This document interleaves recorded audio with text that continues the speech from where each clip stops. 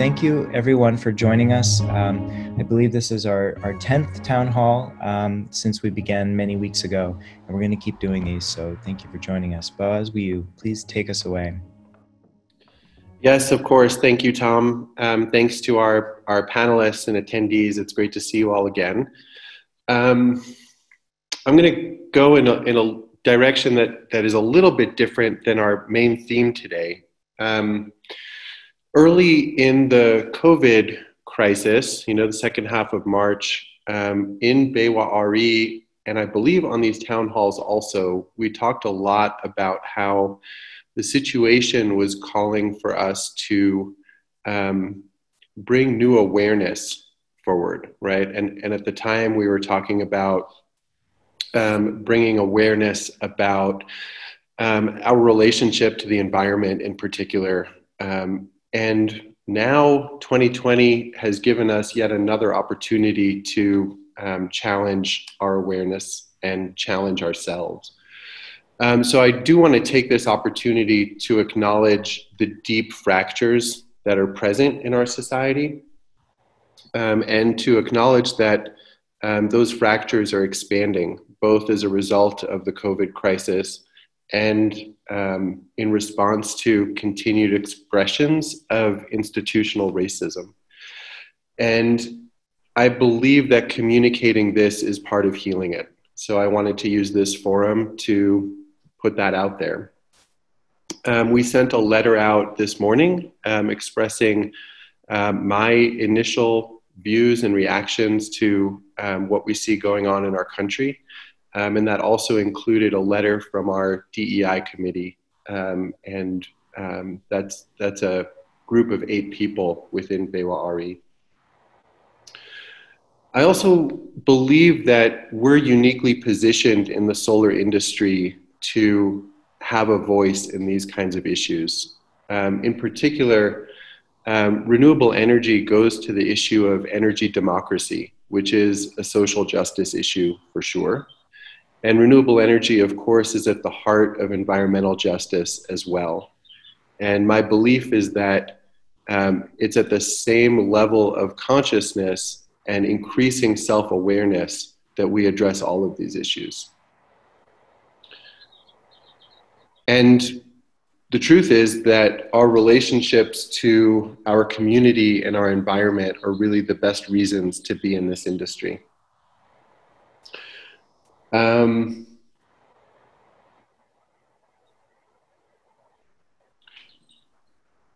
So making the transition, we've been talking a lot about new mental models being pertinent also to defining a new normal in renewable energy, and marketing and selling solar energy systems as a contribution to advancing our principles does call us to rethink our methods and tools for doing that. So I'm looking forward to today's discussion about innovation in solar sales, and I am listening against this backdrop of new awareness in general, and I invite you to do that as well. So thank you all for being here, and I'm looking forward to the conversation.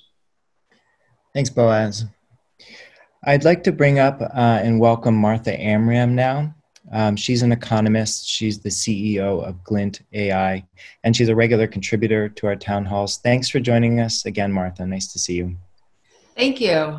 I take a moment to breathe and echo Boaz's framing of the matters.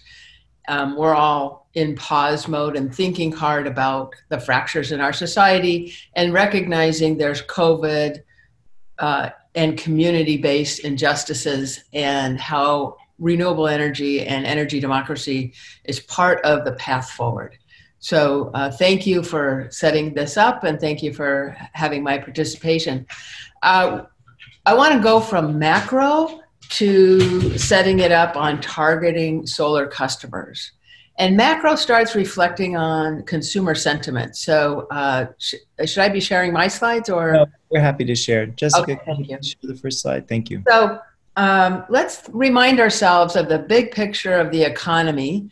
70% of the US GDP is consumer spending, So when we want to see how quickly we'll come out of any sort of COVID-induced recession, we want to track consumer sentiment, which is just a very basic question. Are you feeling confident about the future? So it is a way for a consumer, almost like in a net promoter score type simplicity, to just say, here's what I'm thinking about the future. And what we saw at the end of April, and I just want to say this report that we're looking at here is end of April, so we should expect it to be updated probably within by June 15th, and we'll get May. But at the end of April, consumer sentiment had plunged to levels not seen since 2008, 2009 type period, and that amount of the plunge was the sharpest on record. So sentiment about the future has had a sharp pullback in confidence, and it took us a long time to build up confidence out of 2008, 2009. And so economists look at this as a huge mental shift in how households are thinking about their future. Next slide. And we can put this together with savings rates. So personal savings as of April just went sky high. And as you can see, this is Bureau of Economic Analysis data from surveys taken by the government. And typically, there's a lot of concern about the American low savings rate. Sometimes we have to save low, like, we need to balance our budgets. And sometimes we go on a spending spree. And I think the spending spree argument is why savings rates were so low in 2005. But as you can see, we just kind of went off the charts here in savings rates. So we have 70% of our economy saying, oh my gosh, my confidence in the future has plummeted as of the end of April, and I'm saving absolutely everything I can. On the right-hand side here, we have Steve Ratner, who led in the Obama administration the policy positioning and arguments to save the auto industry. And he said, we've got to save them. The ripple throughs on the economy, if we don't, are too much. So that led to the auto bailout bill, which in the end the government made money on. So he is seen as an influential policymaker, and his tweet when he saw the consumer savings rate was actually in the details provided by the Bureau of Economic Analysis, which is consumers are postponing large household purchases, anything that's a large spending item. So within that framework, let's dig one level deeper into the target market for your solar customer. Next slide. So we need to have people who are not laid off, that seems like a basic one, and who own their own home. And as we look at layoffs across and unemployment across jobs, we see quite a bit of difference. So in the management sector, which is pretty much most white collar, college educated employees, the unemployment rate right now is 7.7% as of the end of April. That would have made headline news, except for the fact that every other occupation had much higher rates of unemployment. So management positions probably went from about 3.5% to 7.7% in the space of 6 weeks. So that's a pretty dramatic doubling of unemployment. But the other positions had far more. If you think about a household, and that's who we're selling to in a household, like a lead decision maker in the family, but most households, these days are two incomes. So what we're probably seeing is if you have two management jobs, chances are nobody's been laid off. But if you have one management and one job in another sector, chances are that household is 0 degrees away of separation from being laid off themselves or having someone that they know laid off. And that changes the psychology. If you look at how many people own their home by level of household income, it is amazingly distributed across income classes. And the reason for that is we have a lot of retired people who have low reported income for tax purposes and so on, but they already own their own home. The entry level into new homes and new home purchases, I don't want to say like brand new homes, but new home owners, in the last 3 or 4 years has been a household income of about $70,000. So what I take away from looking at all of this is the best solar targets are going to be in households with more than 100,000 in income, because they're more likely to be in the management profession and less likely to have been hit with layoffs. You want to definitely aim higher than we've seen before. The market has shrunk right now with the pullback in consumer sentiment and the high savings rates. So as you're out there selling solar right now, be very focused in your lead acquisition. And remember that homeowners do expect home values to drop. That's what happened in 2008. That's what the professionals are expecting. So make sure that part of the sale is to possibly homeowners who are not moving or not thinking about that. They're just entrenched, making their home a better place for them to live in today. Next slide. So driving it from macro to sales, who are we targeting? White collar professionals, top 1/3 of owner occupied homes. When you walk in the door or walk in through Zoom, there's a deep fear about the future, and people are worried about their personal economic situation. As we all know, energy independence in its various forms and grid independence has always polled really well in consumer sentiment in the solar industry. But right now, it's also an insurance policy against California wildfires, against the future, locking a lower bill, and so on. There is a survey out there from Yale and George Mason University. It was a shared survey that said sentiment about climate change has only gotten stronger in April. So while I don't think that's a leading thing, that is in the mindset of those you're talking with. How would you tell the story based on this macroeconomic data is what we see on the right-hand side. And some of this is traditional recessionary selling, which is show me the ROI, show me the payback, show me reliability of my savings. But I also think in this case, solar sometimes doesn't close the sale around payback and ROI. Now is the time to make that a clear narrative. Last slide. And when we think about, we've all been talking about digitizing or digitalization of the solar sales experience.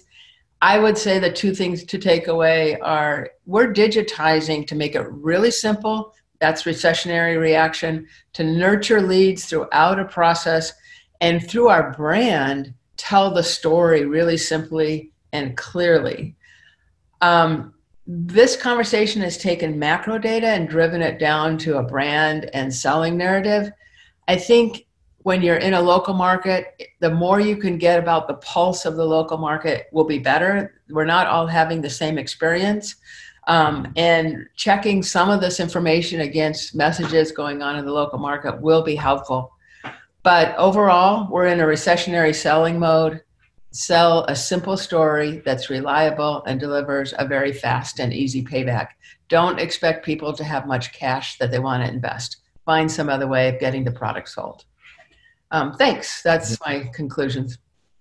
Thank you, Martha. That was a fantastic setup for what's coming ahead. So thank you again, Martha. You'll be joining us on the 17th of June for our next town hall. So you're going to hop off and we're going to talk to all the other guests today. So have a great day and thanks for joining us.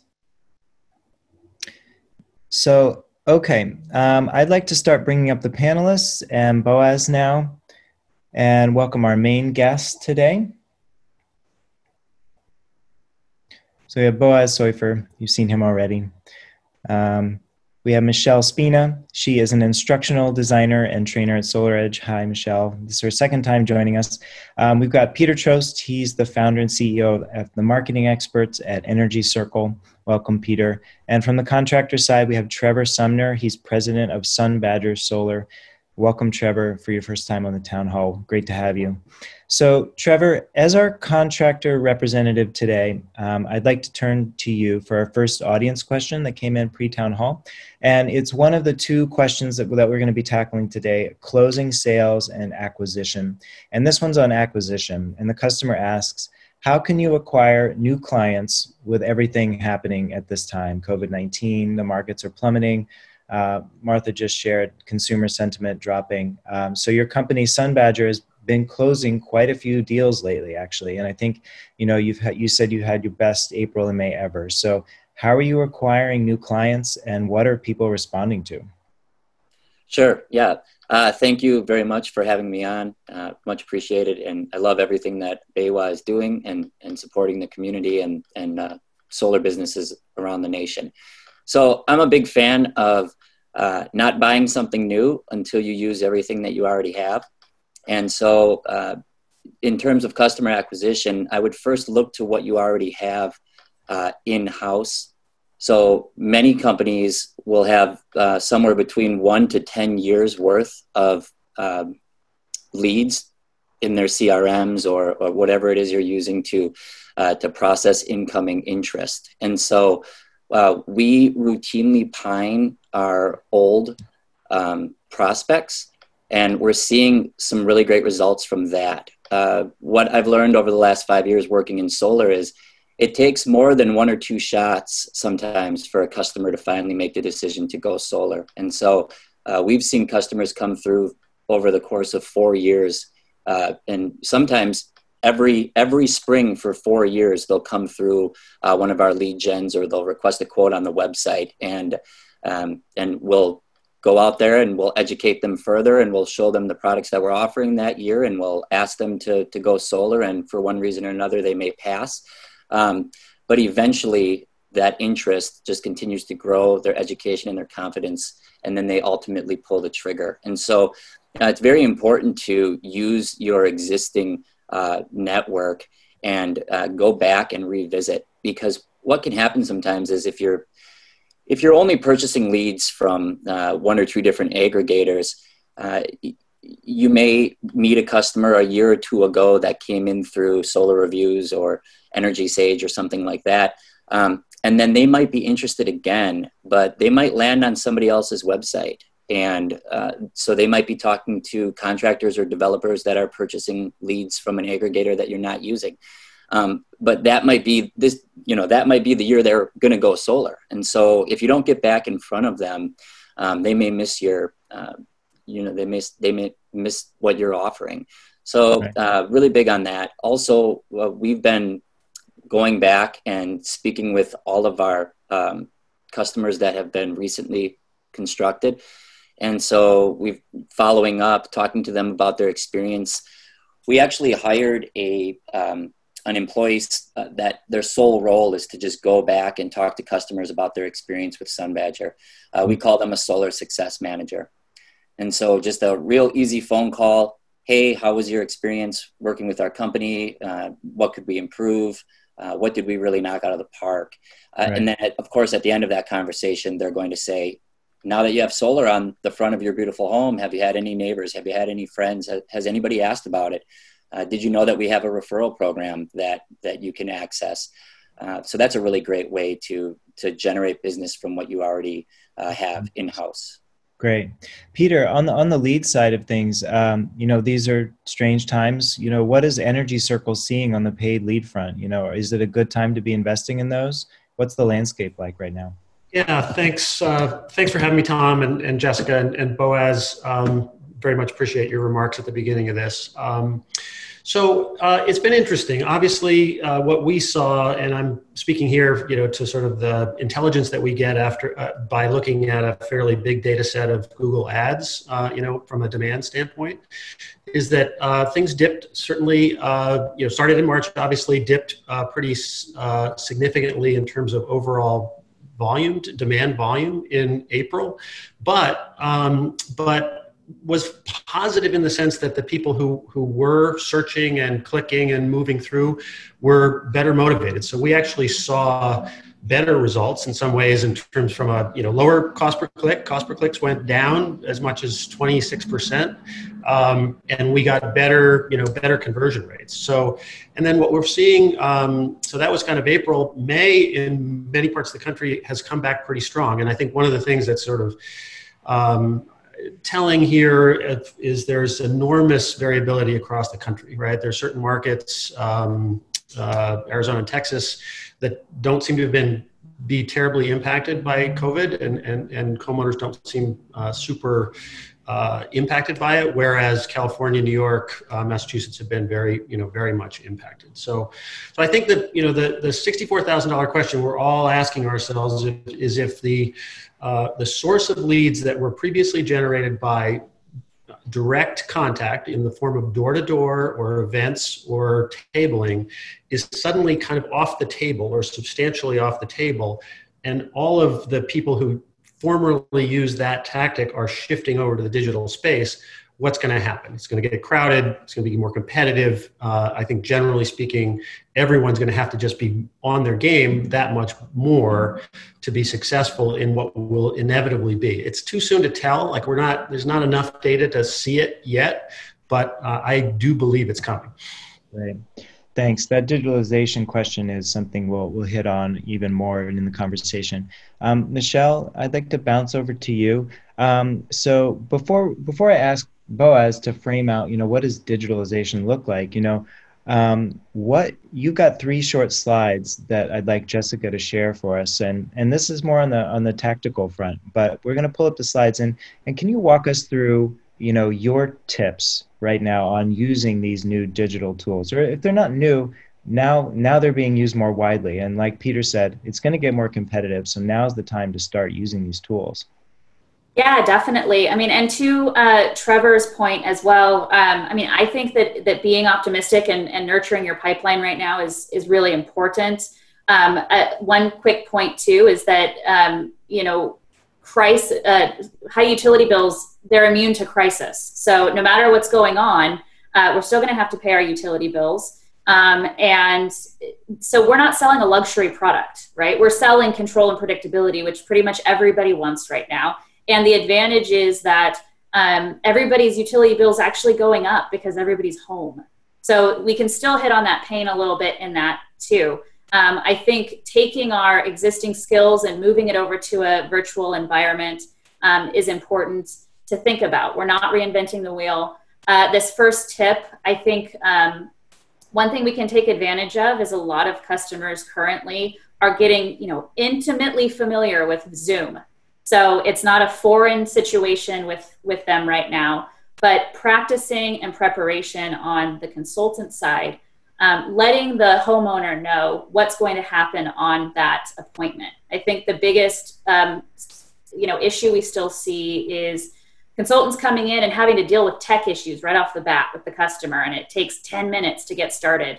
So this prep helps because, if you set that customer up for success, let them know you're going to have your webcam on. You invite them to have their webcam on as well.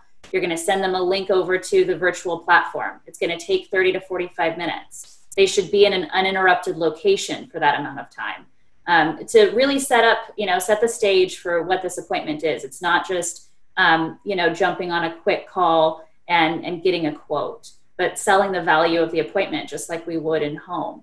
One other thing on prep is generating preliminary proposals ahead of time. I think consultants already do this even with in-home situations, but you don't have that homeowner attention as long as you normally would in an in-home environment. So making sure you have those proposals already generated prior to the appointment is important. Awesome. Why don't we flip the slide, and I'll just ask you to quickly go through the points on these other two, because I think they're really good. This one is, great for even what we're doing right now. Yeah, this one's pretty obvious, I think, but just making sure that we're cognizant of what's behind us with the video check. So we want to have our webcam on, but I can't tell you how many times I've seen consultants doing this from their bed. It doesn't work out for building trust. And so I think really a neutral situation in your background. A lot of people like to have the bookshelves, but what I like to say is I don't want these customers to read what's on my bookshelf and create misconceptions. I don't want them to have any bias. So I want something very neutral, good lighting, something that's not distracting. Let's flip to the next slide. Great. Yeah, this last one, keeping the customer involved. This is probably the biggest thing on a virtual platform is checking in with the customer throughout the conversation. You're not monologuing, just really ad nauseum asking questions to guide the conversation with the customer. asking them if they have any additional questions when you're going through the agreement, piece by piece, and slowing down the pace. Right. And then, I think we're going to get into this further, but trial closing throughout using assumptive language so that when you're asking for the business at the end, it doesn't come as a surprise. Cool. Thanks. Jessica, would you mind stopping the screen share? Thank you. So yeah, those are great points. What's in your background? Trevor is in his bedroom right now, but he's not trying to sell, it's not a big deal. So, I want to turn to Boaz now. Martha at the top mentioned digitalization in her statement this morning. This is something we've talked about for years now at BayWa, and really it can mean a lot of things, whether you're moving to only online sales or putting more emphasis on your website, digital processes. Can you give us your take on what digitalization is, why it's essential right now for solar contractors, and how they should be prioritizing that work? Yeah. I think we're actually hearing some great examples of how I would think about digitalization if I were a solar contractor. Michelle's example just now in the prepping for the call included having some proposals queued up, some preliminary proposals ready to share. And what that actually speaks to is putting a process in place that allows you to do sales differently than you would have before. Likewise, Trevor's example of a solar success manager who is kind of cultivating the relationships with past customers. And there's an opportunity for referrals there, but there's also just an opportunity for community building and network building as well, and getting feedback that might help Sun Badger do their work more successfully. And my point here is that the misconception about digitalization is that we need to run out and grab technology to apply it without taking a lot of thought for, in our customer journey, what are the moments of truth where we really believe we can shine and connect with the customer and help them make a good choice. And once we understand those moments of truth, what process do we need to put in place in order to really create the value that we want our customer to experience?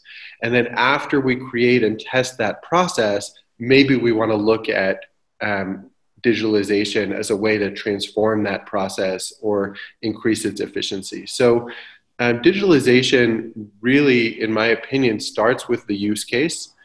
Starts with understanding how we're creating value for our customers, testing it in non-digital ways, and then making the transformation. And that also means digitalization is ultimately accessible to any solar contractor at any level of business sophistication.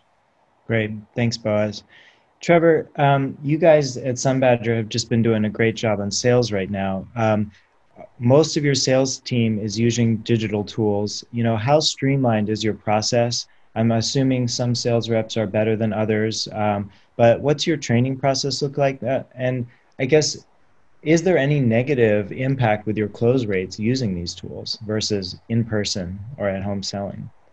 Sure. I really appreciated Boaz's piece about digitalization and maybe not just for the sake of digitizing the sales process.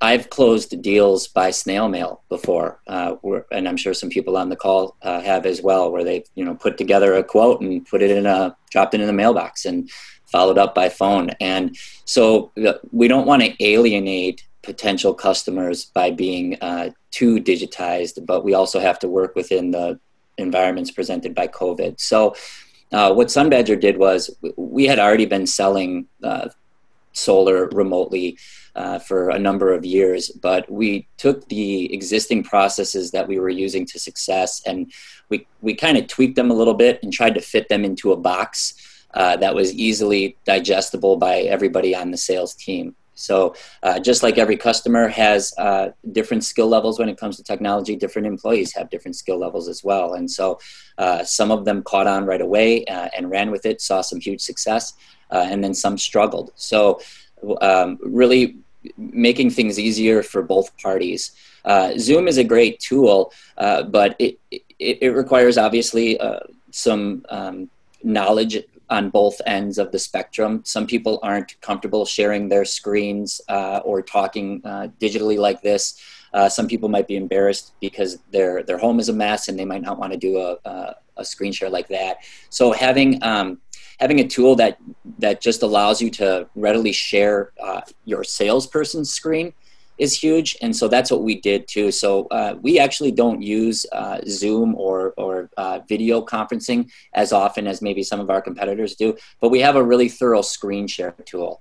And it allows us to share our screen, present our screen with any customer who has a laptop, a desktop, or a smartphone. And you're going to find people are going to be much more likely to click on a link and watch a presentation on their smartphone. It's going to be easier for them to do than to set up, sit down and set up a video conferencing. So that's one thing that we really use to our advantage. It also lets us tee up the proposal. And so, Michelle would see our presentation and we would have a piece where we generally start by talking about who Sun Badger is.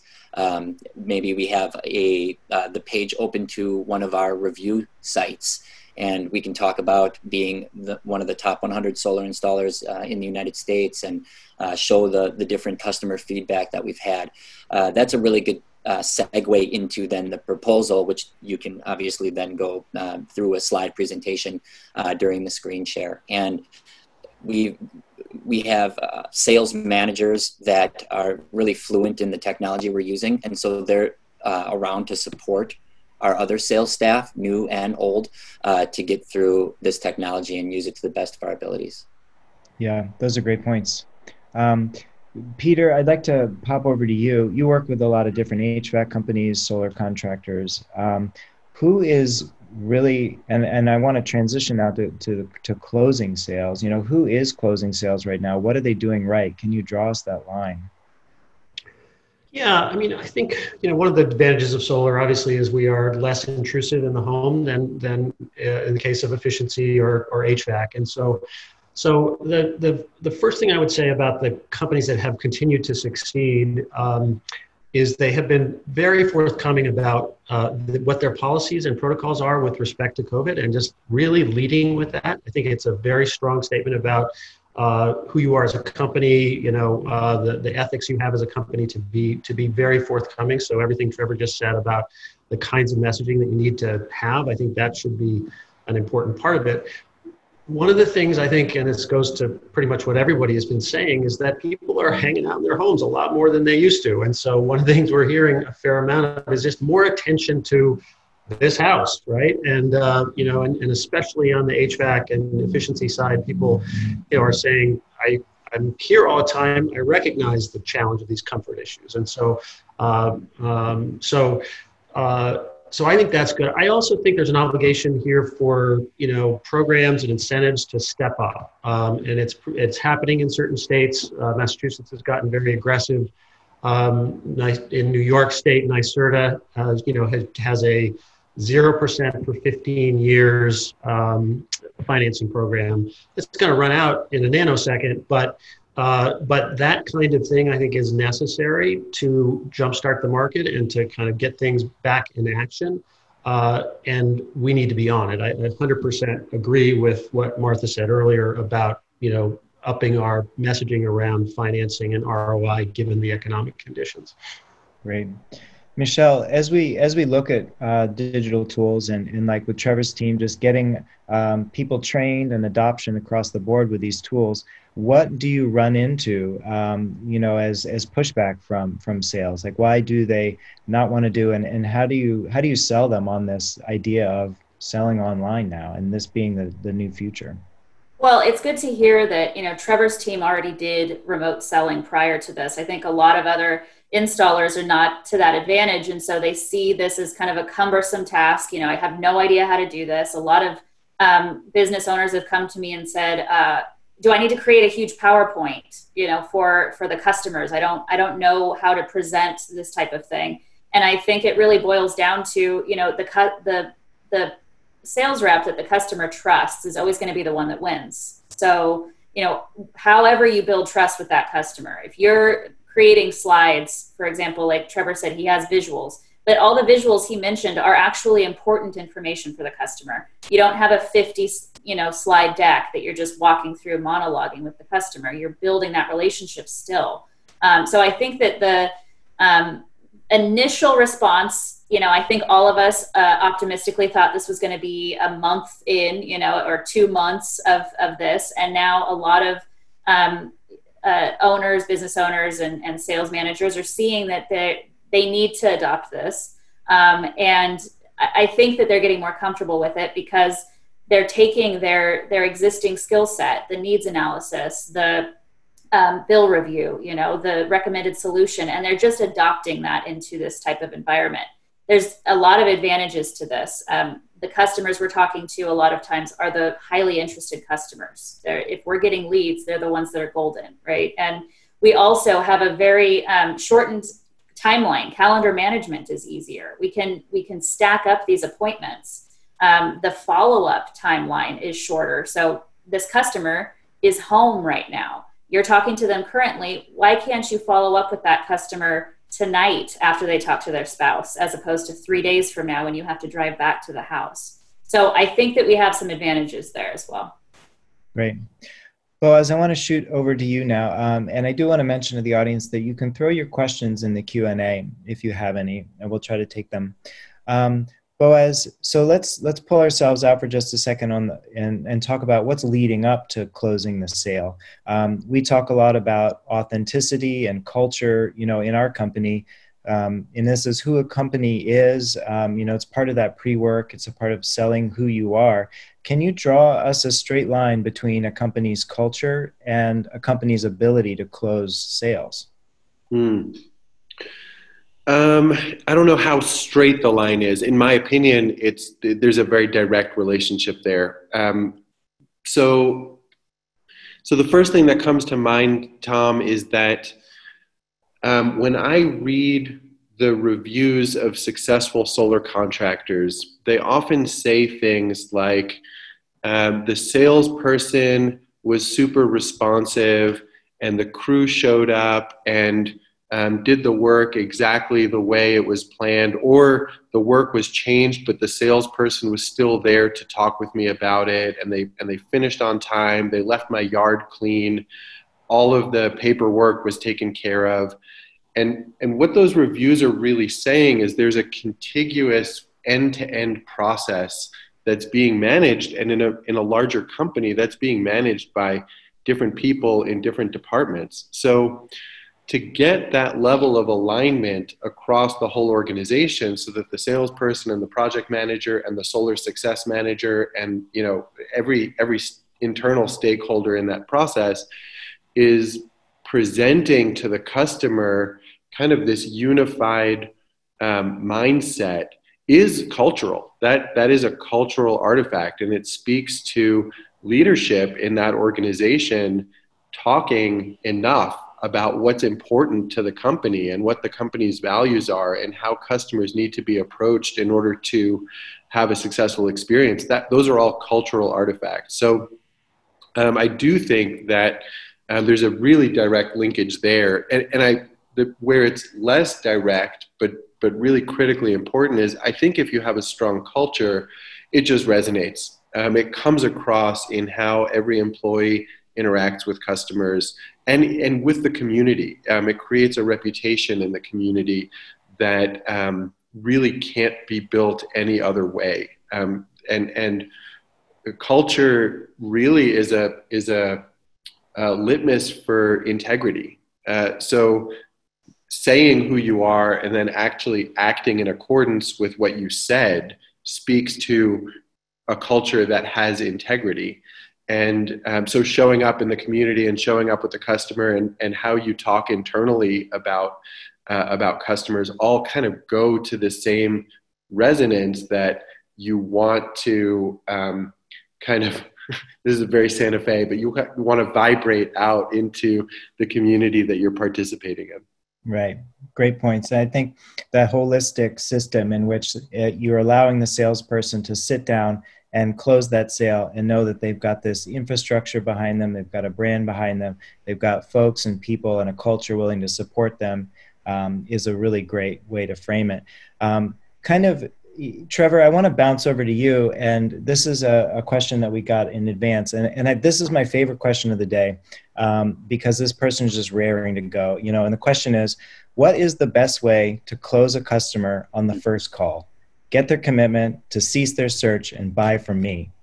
You know, and this is the silver bullet question, of course. You know, we've talked about what goes behind actually sitting down and making that sale. But in the spirit of the question, you know, are there times you just pick up the phone and you make that sale? And if so, like, what does that look like? What's happening behind the scenes there? I try to do it every time, right? That's what we're shooting for. But the reality is that sometimes, I mean, customers have different motivations. There are different things that are going to hold them back. There are different things that they're really interested about when it comes to solar energy. The customers that are going to go solar right away, one call close, are generally customers who are already educated, have done some work on their own. They can relate to or are already identifying with your company's brand. And so the customers that we see buying from Sun Badger on the first trip around have already read our reviews. A lot of our reviews speak to individual people in our company, and that goes to what Boaz was saying about culture and integrity. We have reviews that say, my sales consultant Dustin did a terrific job. He always answered my questions really quickly. The project manager Chris did a wonderful job scheduling things. And so when Dustin goes to do a sales call with a customer who has already read that review, it builds that trust and confidence so much quicker and so much stronger. You're generally going to see customers feed off of the enthusiasm of the energy consultant. So if the people on this call here are hiring energy consultants, I would say hire the ones with the most pep, the ones that are most excited and enthusiastic and willing to just jump in there, because that enthusiasm carries over to the customer, and you'll very often get somebody to go solar just from that. Awesome. I'm hoping you all can still hear me. My internet is saying it's a little bit unstable. But Michelle, let's bounce over to you with the same question, but maybe like as you're approaching closing that sale, or maybe at that sit down, how are you working towards that close? Let's just talk tactics here. Yeah, I mean, I think it's about using assumptive language throughout. I like to use if-then statements also. So if we can do this, then would you be ready to move forward? I think in a virtual setting, sales reps are a little bit timid to ask for the business at the end, because they're like, did I build enough rapport? Is this good enough? You know, do I have to set up another follow-up? And I always like to use the question of, is there anything holding you back from moving forward today? And that's a, non-intrusive. It allows the customer to ask additional questions. I think a lot of times right now we're hearing, and I hope I get some virtual nods here, but, I'm going to wait until this all blows over. I'm getting multiple bids, that type of thing. And I want to be their solar advocate. So if they're getting multiple bids, great. I would love to reconvene with you to go over those bids and side by side them, so we can talk through kind of the differences and the similarities. So I want to be their solar advocate. They can get other bids, but bringing them back to the stage here so that I'm their point of contact. And I think that, just continuing to ask for the business throughout trial closing and using assumptive language really helps to not surprise the customer at the end when you ask them for the business. Awesome. Great. Peter, I want to bounce over to you, but I want to throw out to the audience that I'm going to ask for an audience participant. We've never done this before, but if there are any brave souls out there who want to try to come up and close a deal against Michelle, raise your hand and Jessica will bring you on screen. So we'll give everyone a minute to think about that, to consider the implications of my offer. But in the meantime, Peter, we just got a question in about ads in local papers. So it says, and I'm assuming that the question is about print magazines. Have you seen this type of local advertising be effective? Advertising in community magazines. We talked about a focus on local, and maybe we're talking print and online. What's your experience with that? How do you make your ROI? Yeah. First of all, I mean, as much of a digital guy as I am, I'm for what works at the end of the day. So, I think two things on that question. I'm a big fan of community print advertising when the conditions are right, which is that it's that the audience for that particular publication is where you want to be, right? And so you find, community weeklies sometimes can be really terrific sources. The thing to be aware of with any form of print advertising, it's really an awareness building medium. So to everything that's just been said in the last 15 minutes about how we build up our company brands and awareness and knowledge in a world in which we have most likely have less one-on-one contact. I think everything at our disposal has got to be deployed, right? And so that could be print advertising, that could be everything that Trevor was talking about in terms of, building up, your review landscape in terms of what you've got out there. So the bar is raised, I think, in terms of building our reputations and brands in an online environment without as much opportunity for that, really fantastic, trusted one-on-one salesperson. And so I'm kind of the mind of, all in, right? And if print advertising fits, that can be an important component of it as well. Okay, great. Thanks for fielding that question.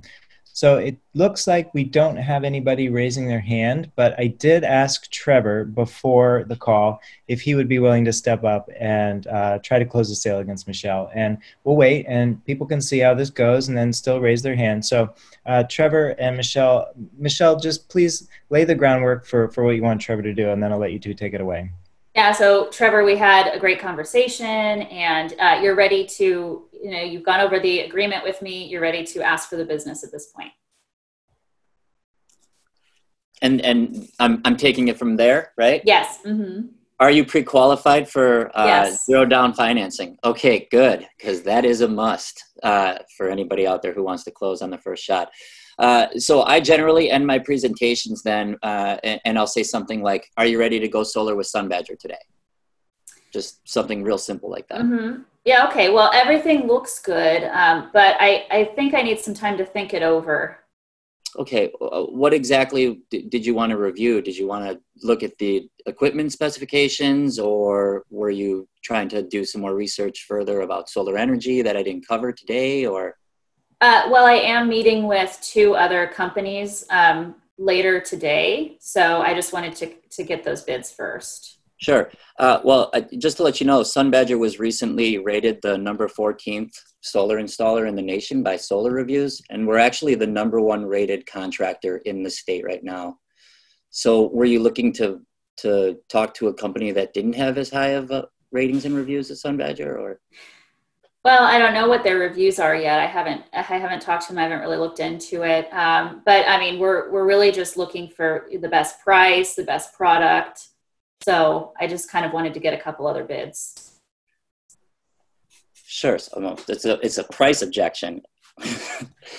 Well, I would probably go back to the equipment then that we had quoted. So SunBadger is using LG products, and right now we're offering the LG 350 watt panels with a 25-year blanket warranty. That's one of the best in panels on the market right now. And we're also an LG Gold dealer, so we have a very high certification and a lot of support from that company. Okay, that's good. Gotta get to the close, Trevor. You gotta at least ask again. I gotta ask again. Okay, so I mean, you're not gonna leave it hanging, right? Well, no. So I guess I would say, something to the effect of, so generally what we'll do is SunBadger will have if it's a price issue, like we could offer a discount for that, for a close that day. So we sometimes encourage our reps to call their sales managers and say, well, let me see if there's something I could do right now, because we're trying to fill up our installation calendar for the end of the month. And so then I might, step out, make a phone call, and then come back and say, okay, hey, look, I talked to Trevor. We really want to get this deal. We've got a neighbor right down the street that went solar with us. And so we're willing to give you $1,000 off if you sign right now. Mm-hmm. Great. Michelle, any feedback real quick? Yeah, well, I think that Mario had a good point in the chat box as well. He says he would, go over the benefits to the customer and rephrase the questions. What is it going to take today to secure a purchase with us? I like that question as well because, me as the customer talked about price, right? So Trevor says he would maybe bring up a price discount. Maybe you don't have to go as hard as a price discount. What is this customer actually looking for? And I also like to point out to customers, your time is valuable. So be relatable to say, we went through, solar presentation. Was there anything that you didn't like about my presentation or you still have questions about? Is there something that you're looking for specifically from these other solar companies that I didn't provide for you? Because I would hate for you to have to go through, 2 other consultations when you already have the information you need. And then try to, probe from there because their time is also valuable, even though they are home. I don't want them to sit through another hour presentation from each of these companies.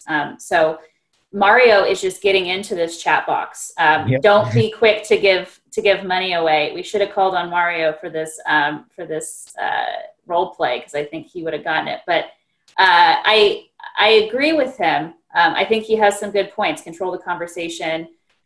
Make donors. These customers, we assume they can afford it. So they're always going to go back to price. But what's the value of your time? And what price are you looking for?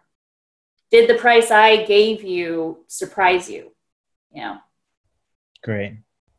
Good thoughts, Michelle. Trevor, thank you for putting yourself out there. Mario, next time, please raise your hand. We'd like to hear from you as well. So this was fun. Maybe we'll do this again, have this little round table and see if it can descend into chaos. I'd like to have Boaz wrap us up and say goodbye to the panelists. But first, Jessica, would you please put our survey link in the chat box? Please let us know what you think about our town halls, what we can do to help our solar community now. What topics do you want us to cover? Who should we bring on? Please let us know. And so, I would like to thank Trevor Sumner from Sun Badger Solar for coming on today, Michelle Spina from Solar Edge, Peter Troast from Energy Circle. It's great to have your insights and your thoughts. It's been wonderful. And I will say goodbye, and then Boaz will take us away. Thanks, Boaz. Thank you, Tom, and thank you, Jessica, for producing. Alex on our team just reminded me to mention our mindfulness session coming up as well. Jessica posted a link to that in the chat earlier, so you can scroll back. There was also a question in the chat about whether the slide decks would be shared, and I know the video will be shared at least. So video plus screenshots equals slide deck, but if we can get the slide decks for you as well, then we will. Thank you, Peter, Michelle, Trevor, and Martha, although you're not here on the call. It was a great discussion today. Thank you to all of our attendees. I think we have a lot to think about right now as organizations, both relating to the content of this call, but also bringing back again the backdrop for this call as well. Both Martha's comments at the beginning, which were great about consumer sentiment and how the market for residential solar might be changing, and the backdrop behind that about how solar energy is related to energy democracy, environmental justice, social justice, and those are probably the most important topics of our day. Thank you, everybody.